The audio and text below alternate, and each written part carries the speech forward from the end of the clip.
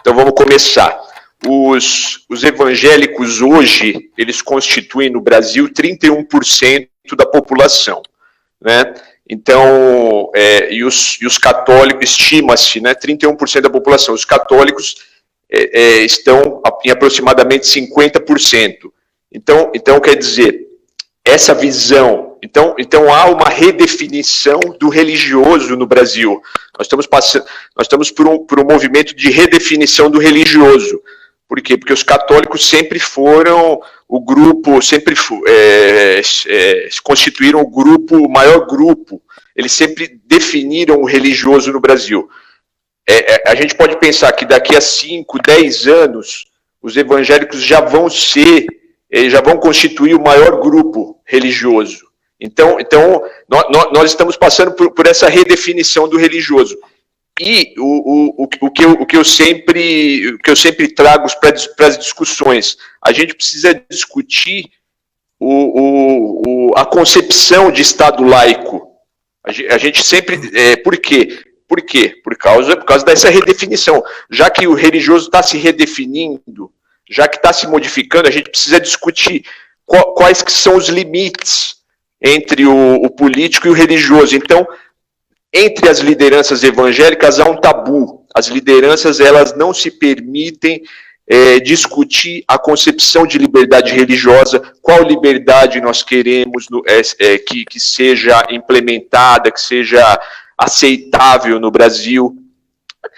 Essa noção de liberdade religiosa, ela é ambígua, é ambivalente, por isso mesmo ela precisa ser discutida de forma recorrente, e a gente precisa ter claro os limites, assim como a construção desse Estado laico, as fronteiras das atuações, quais que são as fronteiras, de onde pode ir o discurso, até onde pode ir o discurso de um religioso, até onde pode ir o discurso de um político, né?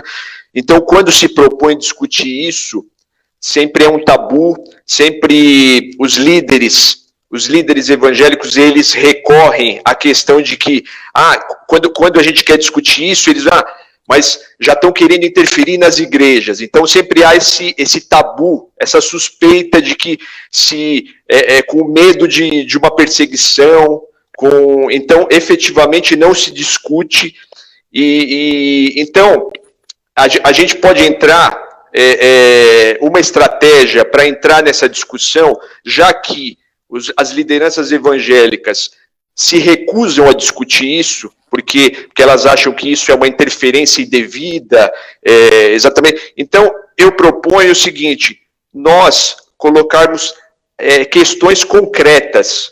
Por exemplo, você é a favor ou é contra tal coisa? Por exemplo, eu elenquei aqui 4 questões que sobre os limites da liberdade religiosa. Eu elenquei 4 questões, por exemplo, que a gente pode colocar para os nossos líderes religiosos. Eu coloquei assim, o que você acha das dívidas milionárias das igrejas relacionadas a encargos trabalhistas? Você acha que isso é aceitável? Sim ou não? Entendeu? Uma outra questão, o que você acha das igrejas evangélicas remunerarem os seus pastores com base na arrecadação, como se fosse uma participação nos lucros? Você é a favor ou contra? Entendeu? Isso é aceitável ou não? Uma terceira questão que eu me coloquei, você acha ético ou aceitável as lideranças pedirem dízimo e oferta de pessoas pobres, já que a média salarial dos trabalhadores, por exemplo, metade dos trabalhadores tem uma média salarial inferior a um salário mínimo. Você acha que é aceitável a gente pedir dízimo e oferta de pessoas que têm uma renda inferior a um salário mínimo? Você acha que isso é aceitável, sim ou não? E uma quarta questão você acha ético e aceitável um líder religioso atuar ao mesmo tempo como líder religioso e como político? Ao mesmo tempo, ele tem o púlpito e tem um palanque eleitoral, uma tribuna. Você acha isso aceitável e ético?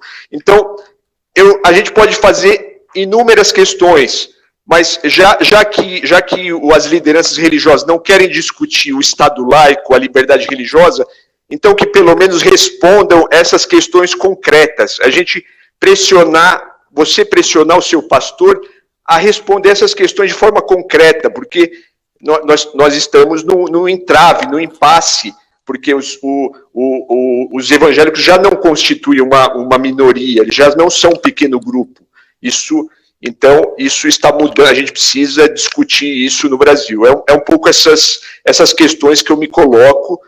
Eu espero que isso possa colaborar na nossa discussão.